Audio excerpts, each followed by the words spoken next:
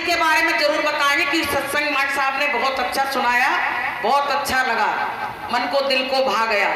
तो प्रेमियों देखो, घर में माता पिता हैं तो उनका भी हमको सम्मान करने की जरूरत है।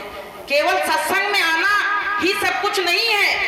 हमारे आचार विचार बदले कि नहीं बदले, हमारी रहनी गहनी बदली कि नहीं बदली, हमारे शब्द जो हम बाढ़ चलाते हैं वो कुछ मिठास आई कि नहीं आई, उसमें कुछ चाशनी घुली कि नहीं घुली, ये देखने की जरूरत है। कहा नहीं गया कि शब्द संवार के बोलिए, शब्द के हाथ न पाँव है, एक शब्द घायल करे, एक शब्द करे लाभ। एक शब्द तो घायल कर देता है और एक वाणी से इतना बड़ा खुश कर देता है कि ऐसा लगता है उस व्यक्ति से रोज मिलो। तो प्रेमियों शब्द संवार के कि ऐसी वाणी बोलिए मन का आपा खोए और औरन को शीतल करे तो आपो शीतल होए। किसी को दुख देके हमको सुख मिल सकता है। किसी से लड़के आओ तो घर में आपके सामने पत्नी आ जाए, बच्चे आ जाए तो उनसे भी आप लड़ाई कर बैठोगे क्योंकि वहां क्रोध में आए हो, आपका मन अच्छा नहीं है। और कहीं प्रसन्नता से आ रहे हो, आपके सामने पत्नी आ जाए, बच्चे आ जाए तो बड़े खुशी मन से कहते हैं चलो कुर्सी डालो बात करेंगे, बहुत अच्छा लग रहा है। तो प्रेमी किसी को दुख देने से प्रेमियों हमको सुख नहीं मिल सकता है। इसलिए संभल संभल के हमको चलने की बोलने की जरूरत है। प्रेमी भाई बहनों सत्संग हमको ये सिखाता है। तो आपको हम बताएं, घर में माता पिता हैं, सत्संग में तो हम रोज आ रहे हैं लेकिन वो रो रहे हैं, उनको तुम पूछ नहीं रहे हो तो ये बहुत बड़ी गलती कर रहे हैं। एक बार क्या हुआ, एक व्यक्ति था उसके बच्चे नहीं हुए तो वो जाके अनाथ आश्रम से एक बच्चा ले आया। एक बच्चा ले आया जब तो वो बच्चा धीरे धीरे करके बड़ा हो गया, 30 साल का हो गया। अब प्रेमियों उसकी शादी हो गई, पत्नी आ गई तो पत्नी कहने लगी कि जे पिताजी को तुम वृद्धाश्रम में करके आओ, जे पिताजी के साथ हम रह नहीं पाएंगे क्योंकि ये इतना ज्यादा बोलते हैं और बिल्कुल बोरियत की जिंदगी जीते हैं, हम इनके संग रह नहीं पाएंगे, इनके संग मेरा बच्चा भी बर्बाद हो जाएगा। अब प्रेमियों आजकल के आदमी सोचते हैं पिता माता छूट जाए पर पत्नी ना छूटे। अब उन्होंने क्या किया, अपने पिताजी से कहा कि पिताजी आप तैयारी कर लो और आपको आज हम अनाथ आश्रम ले चलेंगे। जब उनके नाती ने सुना तो रोने लगा नाती, कहने लगा मेरे बाबा चले जाएंगे तो बिना बाबा के तो मैं नहीं रह पाऊंगा। अब वो रोने लगा तो बच्चे को तो स्कूल भेज दिया और पिता को गाड़ी में बैठा के सामान रख के और ले जाके आश्रम पे वृद्धा आश्रम छोड़ने गए। जैसे गाड़ी रुकी तो वृद्धा आश्रम में वही मैनेजर मिल गया जिसने इस बच्चे को गोद दिया था। तो मैनेजर कहने लगा आज कैसे आए, बोले अब मैं यहीं रहने आया हूं। तो उनको तो समझ में आ गया। तो इनका जो लड़का था वो मैनेजर को देख के सर पका गया, कहने लगा इनकी तुम्हारी जान पहचान कैसे हो गई। तो कहने लगे कुछ दिन पहले इनके बच्चे नहीं हुए थे तो ये अनाथ आश्रम से एक बच्चा ले गए थे।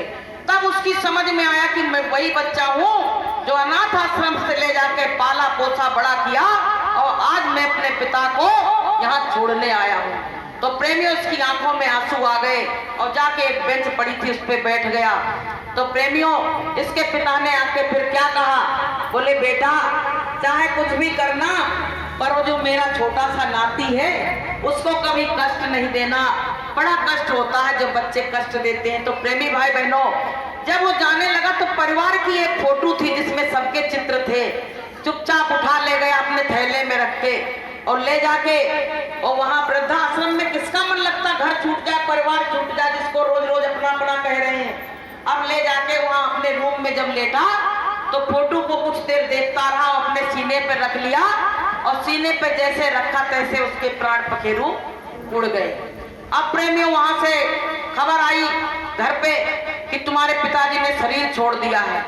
अब वो बेटा बड़ा रोया और अपनी पत्नी से कहने लगा कि तुम्हारे पीछे मैं अपने पिता को नहीं ला पाए यहाँ पे, लेकिन मेरा पिता बड़ा दुखी था जब मैं यहाँ उसको लेकर गया था आश्रम पे, तो बहुत दुखी था, लेकिन तुम्हारी वजह से मैं ला नहीं पाया और आज मेरे पिता ने दम तोड़ दिया। तो प्रेमियों बताइए, पिता ने दम तोड़ दिया तो पत्नी को तो कुछ नहीं लगा, लेकिन पत्नी के पिता ने अगर दम तोड़ा होता तो धरती और आसमान एक कर देती। तो प्रेमियों आज के कलयुग में पति असहाय हो गए और पत्नियां तो भैया सबसे ऊपर हो गई। तो ये काहे का प्रभाव है? ये कलयुग का प्रभाव है।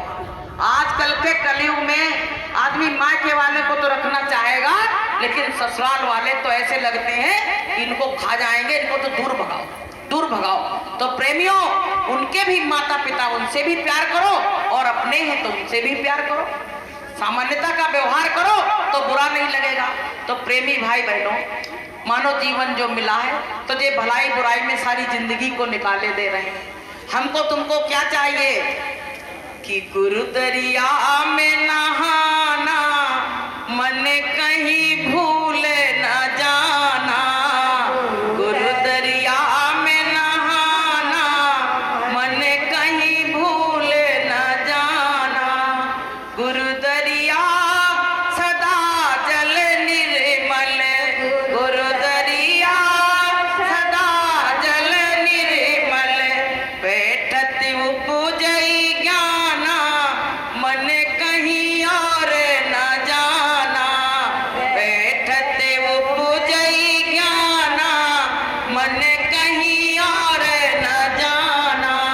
गुरु दरिया में नहाना, मन कहीं और न जाना।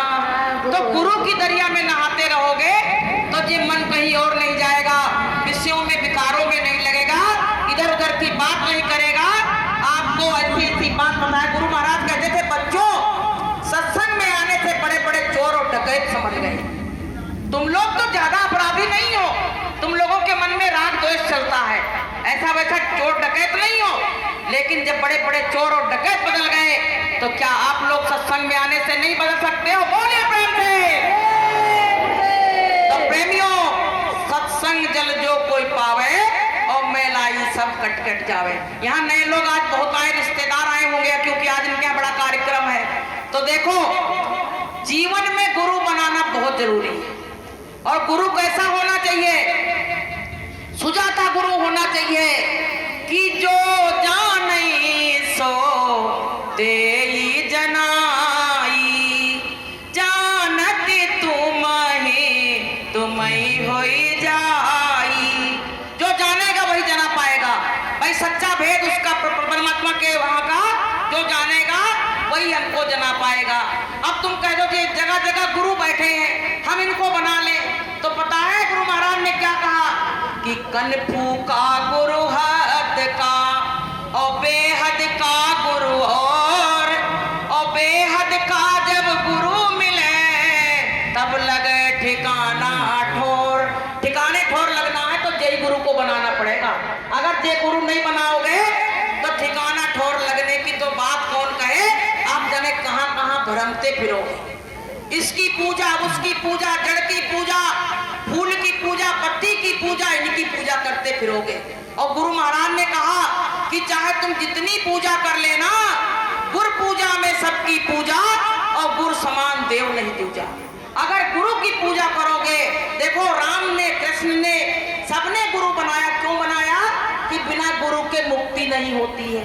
कहा गया कि गुरु बिन माला फेरते और गुरु बिन देते दान, और वो भी सब निष्फल गया और पूछो वेद पुराण। ये भागवत कथा में लोग बात क्यों जाते हैं पता है? वहां नाचने गाने को मिलता है, खूब बढ़िया सब धज के जाएंगी कि आज नाचेंगे, आज कन्हैया जन्म है, आज होली खिलेगी, आज फलाना खिलेगा, उसमें अपने टाइम को करती बर्बाद। लेकिन वहां भी अच्छी बात बताई जाती है, ऐसी बात नहीं है। तो वहां जाओ तो कुछ सीख के आओ। अरे नाचना गाना क्या है? वो तो काल सबको नचा ही रहा है कि सबे नचावत राम गोसाई, सबको नचा रहा है नाचते नाचते, तो इतना जीवन चला गया। तो प्रेमियों सत्संग में जब आओगे तो आपको सत्यता और असत्यता का बोध होगा, क्योंकि सत्संग हमको वो बात बताता है, वहां तक ले जाने की बात बताता है।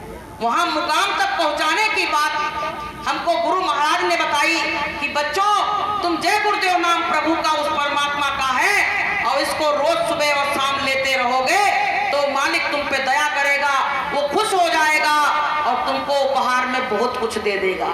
तो प्रेमियों, घर परिवार की सेवा करो और अपना सादगी में जीवन गुजारो, आए गए का सत्कार करो।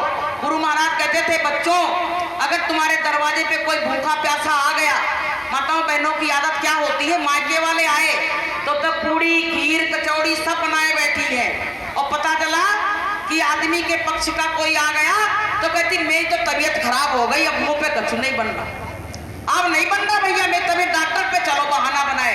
डॉक्टर पे गई तो उनका बीपी भी सही है और स्वास्थ्य भी सही, डॉक्टर कहते इसकी क्या जरूरत थी, क्यों आई? तब आदमी समझ जाता है कि जी मुझसे चाल चल रही थी। तो प्रेमियों, तुम्हारे घर कोई आया है तो उसका सम्मान करो, क्योंकि मायके वाले तो सबको प्यारे होते हैं, लेकिन जो ससुराल पक्ष के जो लोग हैं, तुमको पति अच्छा लगता है लेकिन पति के पक्ष के लोग अच्छे नहीं लगते हैं, तो ये कहाँ की तुम ईमानदारी कर रहे हो?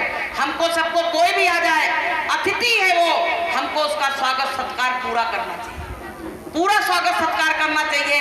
अगर तुमने उसका स्वागत सत्कार नहीं किया तो गुरु महाराज क्या कहते हैं, जिस दरवाजे पे एक गिलास पानी ना मिले, एक थाली भोजन ना मिले, वो घर नहीं है, वो तो शमशान घाट है। क्योंकि मरघट पे किसी को भोजन नहीं मिलता है, पानी नहीं मिलता है, लेकिन किसी के घर में तो जाके सब कुछ मिलता है। पहला धर्म तो यही होता है, कोई आया तो पानी पिलाओ, भाई भोजन की पूछो, जो हो सके सेवा करो। तो प्रेमियों, गरीबों में तो दिल रहता है लेकिन अमीरों में दिल नहीं रहता है, ये हमेशा ध्यान रखना। गरीब के घर जाओगे, देखो सिवरी थी, जात की भीलनी थी, गरीब थी, लेकिन भगवान के आने का जब इंतजार किया तो उसके पास कुछ नहीं था, तो वहां बगीचे से जाके फल फूल को तोड़ के ले आती थी और चाट चाट के रखती थी कि ऐसा ना हो मेरे भगवान आए तो कहीं खट्टे वट्टे खा ले तो फिर हमारी बदनामी हो जाएगी। तो प्रेमियों, सेवरी ने देखिए कुछ नहीं था, तब भी भगवान के भोग के लिए जो इंतजाम किया, और हमारे तुम्हारे पास सब कुछ होते हुए हम सत्संग में आते हैं तो हम हाथ हिलाते चले आते हैं। अरे किसी के घर जाओ तो घर वाला पहले झांक लेता है कि थैला वेला है कि नहीं है, कुछ लेके आए, मिठाई उठाई फल वल की नहीं लाए। जब देखते कुछ नहीं लाए तो कहते कि तो रोज ही आ जाता है, ऐसे खाली हाथ आया निकलने के लिए, तो तुम उसको भार लगने लगे। ऐसे ही गुरु दरबार में भी जब आओ तो पता है, कल एक दीदी ने प्रार्थना गाई थी, इतनी अच्छी प्रार्थना कि आप सुन लो तो भाव विभोर हो जाओ कि भाव के भूखे हैं सतगुरु, भाव ही एक सार है, भाव के भूखे हैं सतगुरु, भाव ही एक सार है, भाव से जो भज ले उनको, भाव से बेड़ा पार है, भाव के भूखे हैं सतगुरु, भाव ही एक सार। तो प्रेमियों, हम गुरु के यहाँ आए, हमारा क्या धर्म बनता पता है? नहीं है तुम्हारे पास एक पैसा, छोड़ो तो 2 फूल ही ले आना, क्योंकि खाली हाथ कभी गुरु के सामने नहीं आना। जब वो समाज वाले इतनी नफरत करते हैं तो गुरु भी तो सोचेगा हमने तो इसको बहुत कुछ दिया है और ये तो भैया बड़ा कंजूस निकला, ये तो ऐसे ही चला आया यहाँ पे। तो प्रेमियों, हमको गुरु के सामने जाओ तो फल फूल कुछ लेके जरूर आओ, तुम नहीं दक्षिणा नहीं चढ़ाओ लेकिन कुछ यहाँ सेवा जरूर लेके आओ तो गुरु भी खुश हो जाएगा। तो प्रेमी भाई बहनों, हमारी रहनी गहनी में कुछ खराबी है, इसलिए हमारा परमात्मा से मिलन नहीं हो पा रहा है। प्रेमियों, गुरु महाराज को इतने दिन अदृश्य हुए किसी को अभी तक उस मालिक का दर्शन और दीदार नहीं हो रहा। सब लोग चाहते हैं, सत्संग में इतनी भीड़ होती, सबको ऐसा लगता है कि गुरु महाराज के आज दर्शन जरूर होंगे। कि नैना तरसे दरस तू दिखा जा, नैना तरसे दरस तू दिखा जा, मेरे मालिक कहाँ हो तू आ जा, मेरे मालिक कहाँ हो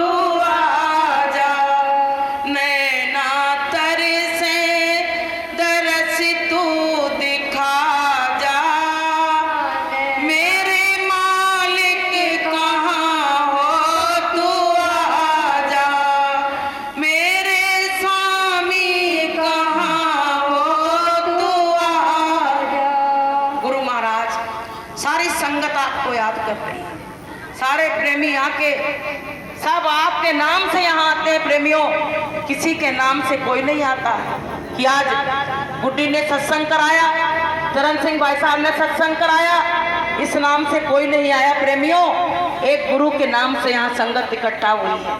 संगत मालिक का रूप है प्रेमियों, और मालिक के नाम से ही चल रही है। अगर कोई अलग का नाम लेके संगत को चलाना चाहे तो कोई नहीं चला सकता है। तो प्रेमियों, हमारे गुरु महाराज हमारे बीच से अदृश्य हो गए। अभी कितनी अच्छी बात माट साहब ने कही कि रज्जब संत ने लौट के अपनी आंखें नहीं खोली, संसार को नहीं देखा, लेकिन हम तुम तो तमाम दृश्यों को देख रहे हैं, उनमें